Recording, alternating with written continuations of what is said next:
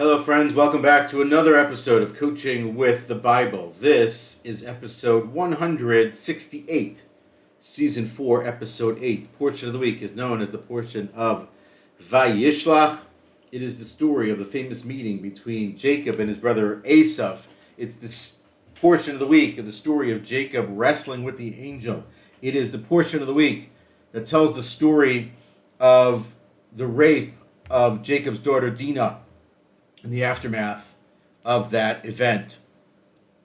It is full of issues and things to discuss and to talk about. But first, I want you to know that I found out this week that I am my biggest fan.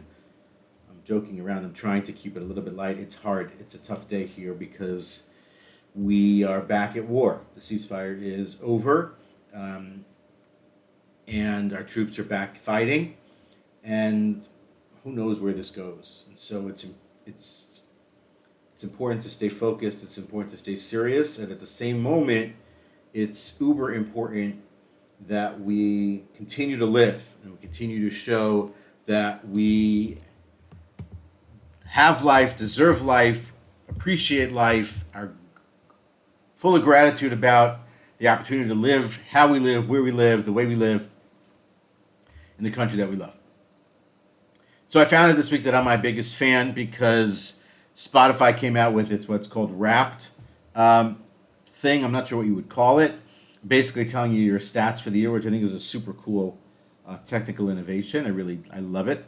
And so among my podcast list, my podcast came out first, which means I listen to myself on a regular basis, which is actually true for two reasons. One, I listen back to really every episode because I want to improve and I want to get better every time. And so I want to hear what I said, how I said it, and think about how I might have been able to say it better. That's one. And two, the truth is I don't remember every year what I spoke about the prior year. I don't have fully extensive notes and outlines of every single presentation, but I do have the audio of every single one, and I have a transcription of a lot of the different episodes, but I don't always remember. So when I'm looking to prepare and thinking of coming up around a new topic, I don't always know it offhand what that's going to be. So it's important that I listen back and I get a sense of, where I was, what I was thinking about, and, if I'm thinking about a certain topic, to make sure that I haven't actually discussed it before. If you haven't heard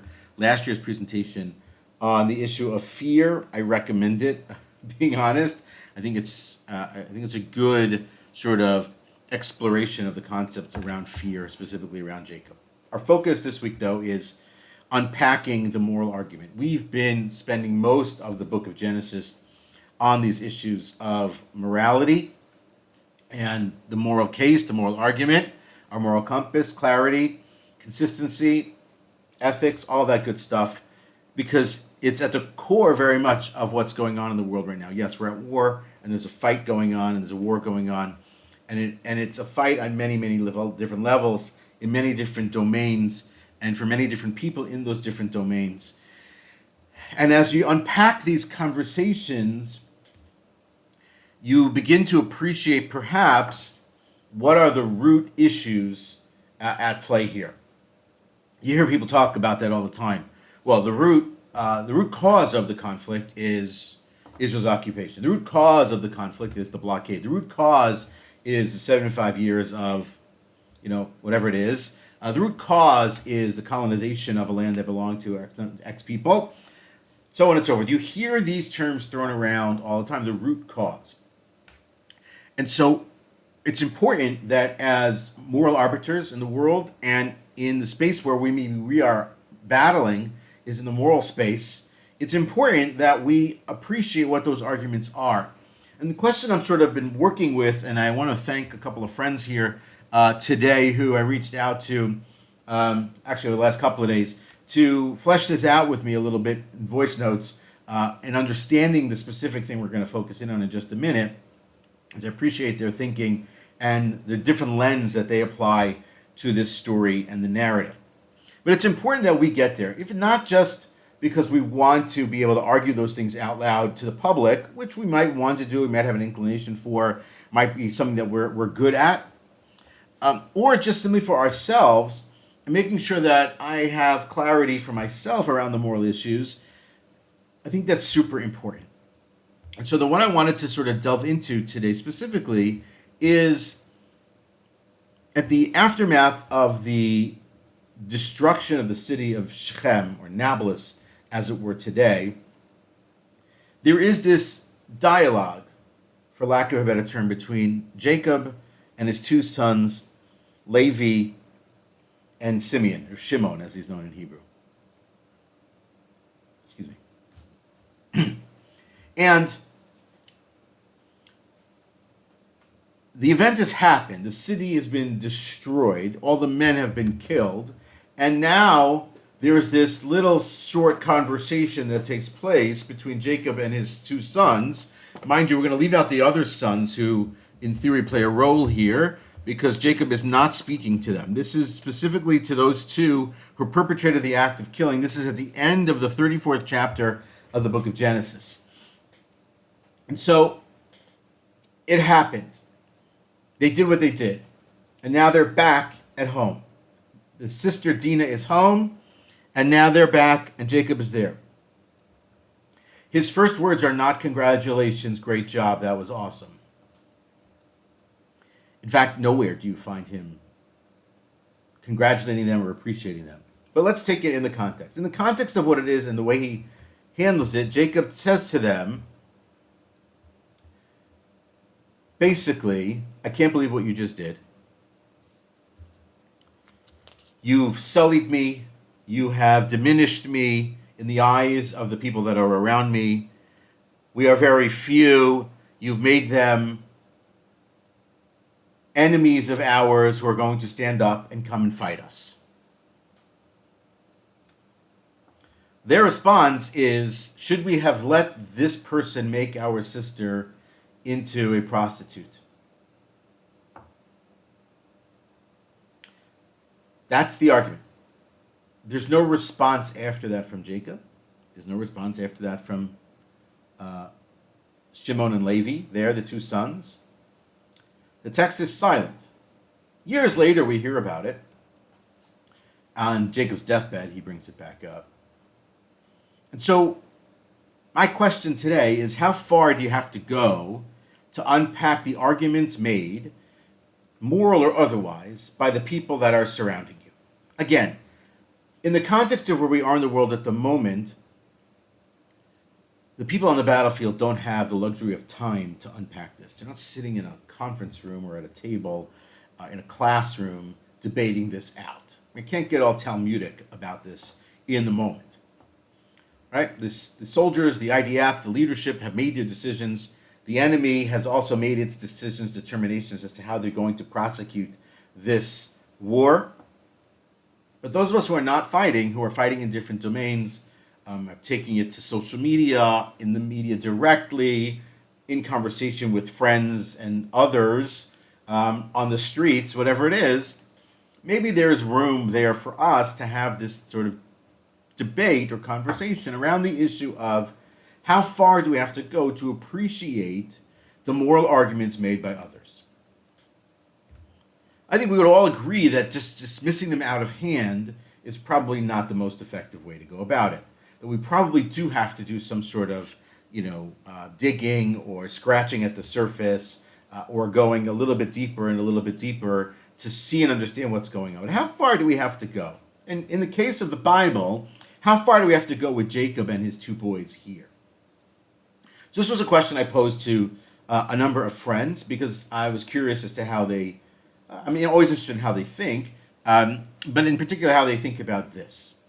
And how far do we have to go with it? And so in sort of researching and reading, I recommend there's a really wonderful article, of course, as always, by Rabbi Sachs. I believe this is his book on ethics. His commentary, essays on ethics, I believe he has a very powerful, beautiful article on this particular subject, which is ultimately the notion that nobody comes out of this clean. But he goes through a lot of this conversation there, and really interesting reading.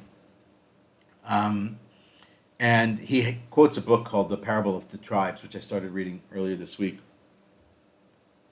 which is super interesting in terms of understanding power and the power conversation at play here, and the role of a marauding power player in the space of others who are seeking peace or seeking just simply to live. Super interesting, super apropos.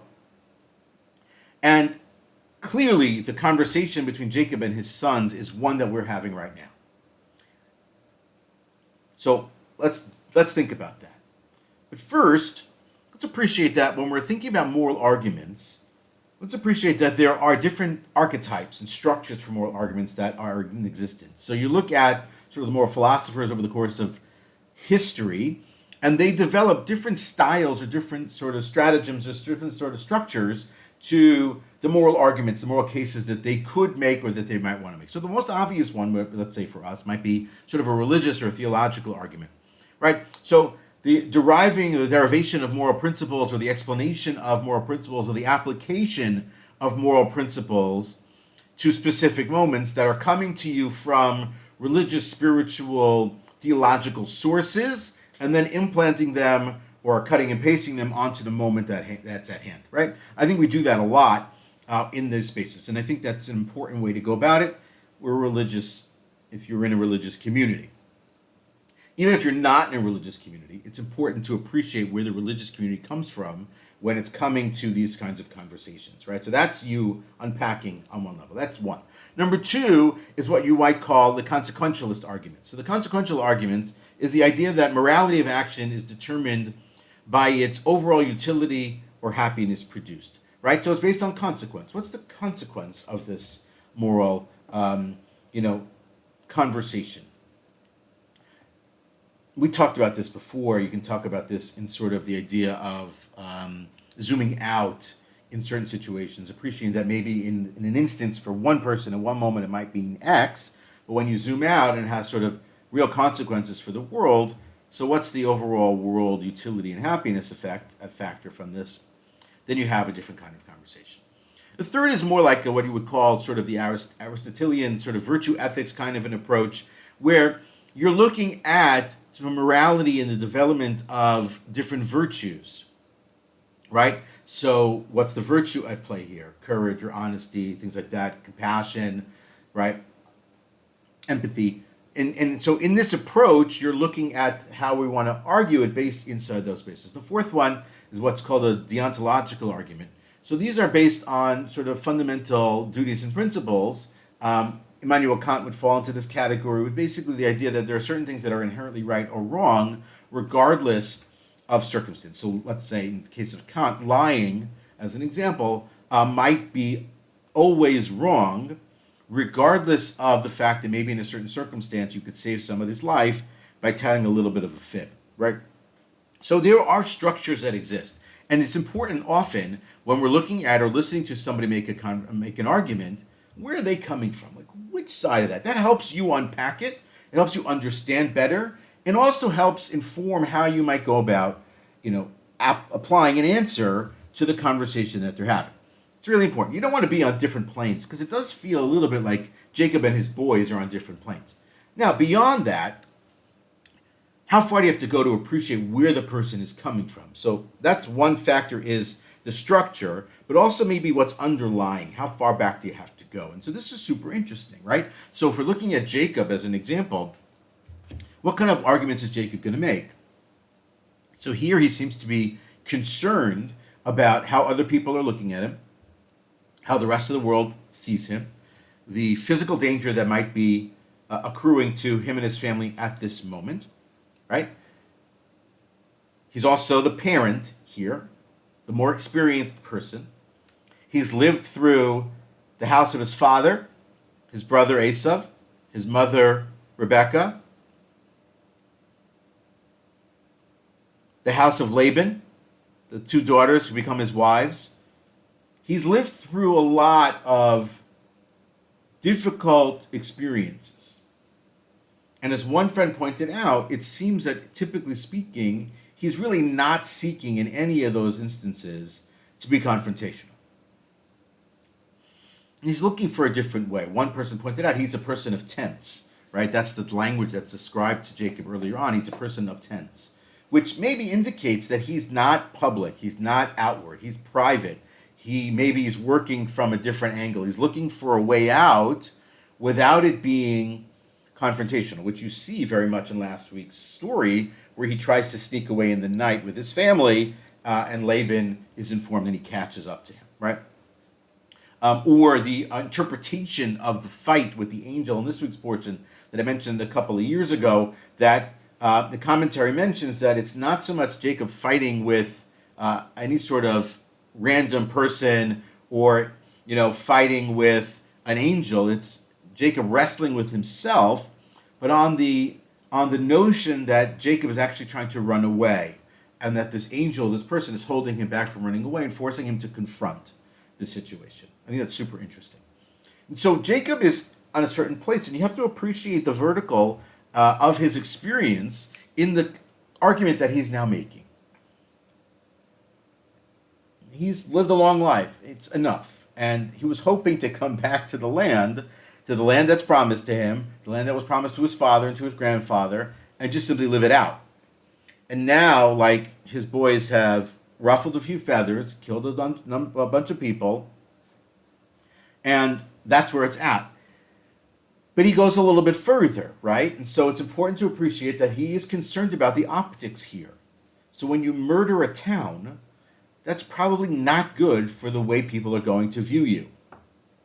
I mean, that's a pretty obvious statement. But that's important to Jacob. That might be the only place where Jacob and his sons overlap. The rest of it is not important to them at all.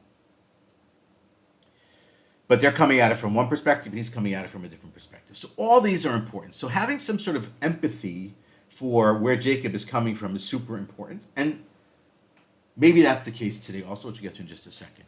I think it's also important to have, that you're really sort of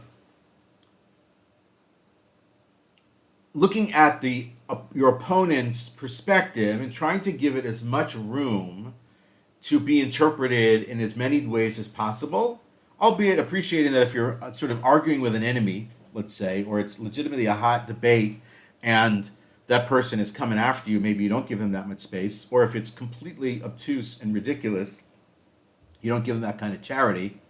In other cases, there's something to giving them sort of intellectual charity. That's the term that would apply here, and giving it space. And the third, of course, is the personal history, which we just sort of went at here. Now, that's Jacob's side. Flip it over now. Look at Shimon and Levi, Simon and Levi, in terms of how they're seeing this, right? Do we give them any space here?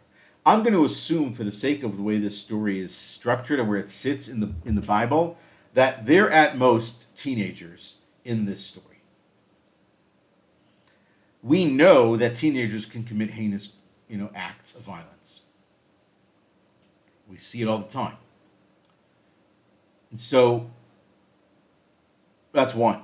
Two, they grew up in the house of Laban, who's a bit of a trickster. They've seen him trick their father maybe a couple of times.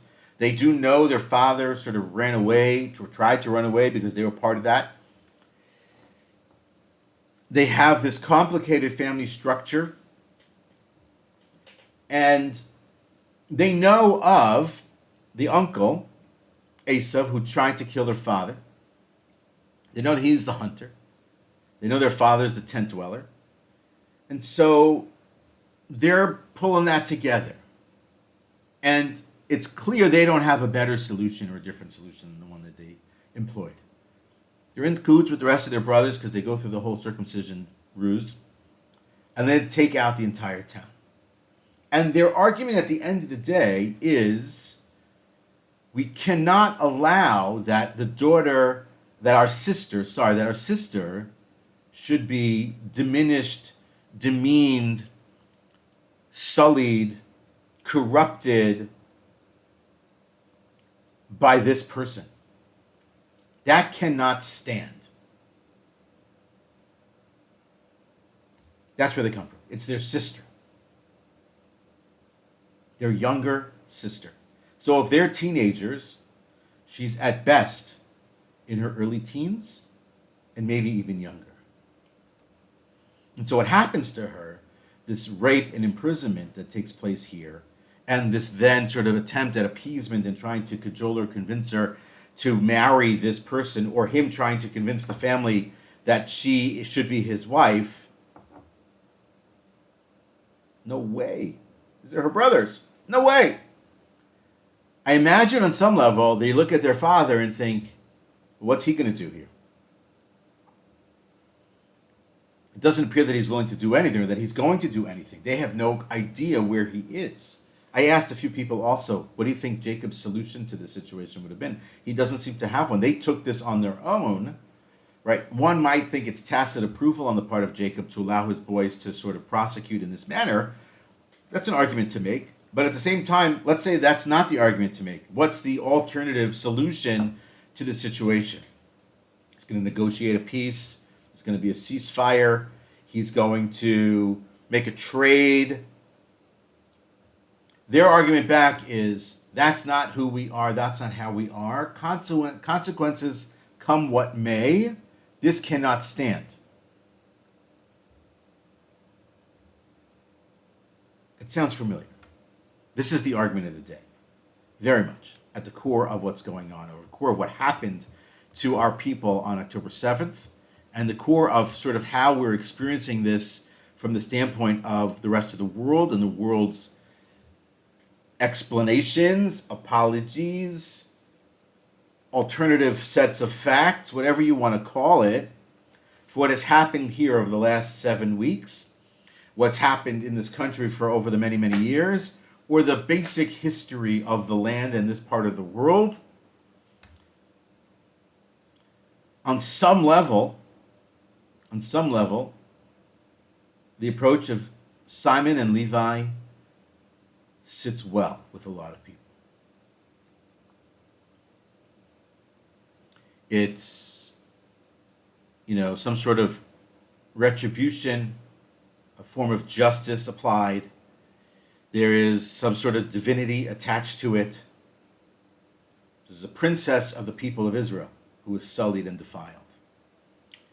There might be a cultural approach that this is the way things are handled in this part of the world at that particular time of the world. Or minimally, they just look at this and say, this ends it because now at least she's back home. Maximally, they're saying to their father, you have it 100% wrong. None of those factors matter if what we're saying doesn't matter. So you can worry about wars and fighting and the way people look at you and their perception of you and your reputation and all those other things and worry about them. Those things don't matter if, let's say, one wants to argue that they're saying we don't view ourselves as righteous and kind and good and pure and holy.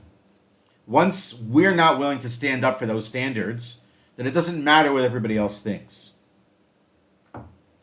And Jacob is saying, maybe back, no, you're 15 years old. You don't get it. There's a bigger picture here. There's a much more history here. There's a future here. Their time will come. We need to be viewed at a different standard, in a different way, at a different level than our opponents, our enemies, the locals. Forget the practical purpose of having to live near them.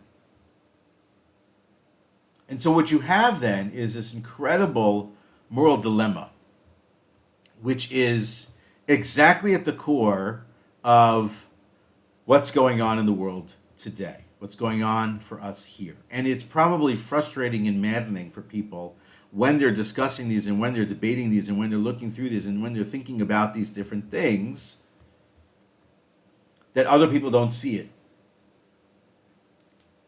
And it's not to say that we have to or we're required to appreciate and understand everything that somebody else is saying, the perspective that they're bringing to it, or even accept it in any way, shape, or form. But it's important to appreciate the point at which the moral argument is being made, from where that comes. It is important to sometimes appreciate how the rest of the world sees us. Not always, but sometimes. It is important to appreciate the second and third level consequences of an action.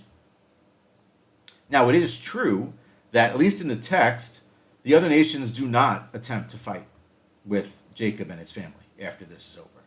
There is some level of fear or awe or whatever that comes into play. Does it justify it? I'm not sure it justifies it. I'm not sure the Bible is trying to make a justification for it. I think the Bible is telling us a story, and the Bible is telling us different perspectives in that story in that moment, and explanations to what that is, and how that has impact for the people then and the people now. And so I think this is where we have to sort of think about how this works in the world. And so when you're sort of prosecuting an argument, and you're making an argument for today, in the current climate, in the current context, in the current conflict, in this war, and you're trying to stand up for your perspective on this, whether your perspective is that Israel should prosecute all the way to the end, whether your perspective is the exact opposite and that Hamas should prosecute all the way to the end, whether or not you're somewhere in the middle and you're into a ceasefire and negotiating some sort of a treaty and a resolution that way, wherever you may be, I implore you, minimally, to explore the argument of the others. Where does that come from? Even if you have to hold your nose in doing it, because I think sometimes people don't want to do the dirty work there. And so if you're looking at it from Israel's perspective, and you have to understand where, the Palestinians of Gaza are coming from, where the pro-Hamas camp is coming from, it's a hard thing to do, but it's important to do. Learn the history, know the facts, build your arguments. I've said that for a number of weeks here. On the flip side is the same thing. If you were in the peace camp, completely ceasefire now today, regardless of the impact on hostages on the long term, then you're required to learn and understand both sides. If you're on the pro-Palestinian, pro-Hamas side of this, well, I would implore you to do the same thing.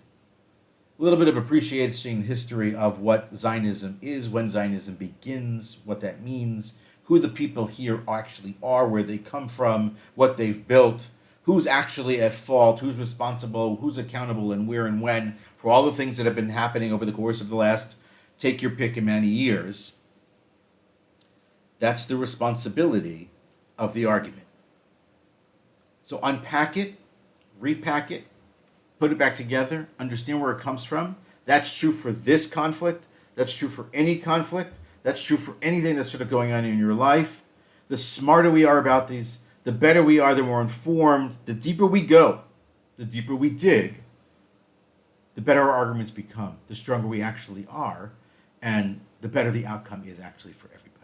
Finish with a quote. This is a quote attributed to Confucius. To put the world right in order, we must first put the nation in order. To put the nation in order, we must first put the family in order. To put the family in order, we must first cultivate our personal life. We must first set our hearts right. That is Coaching with the Bible for this week. Look forward to seeing you next week. Recording stopped.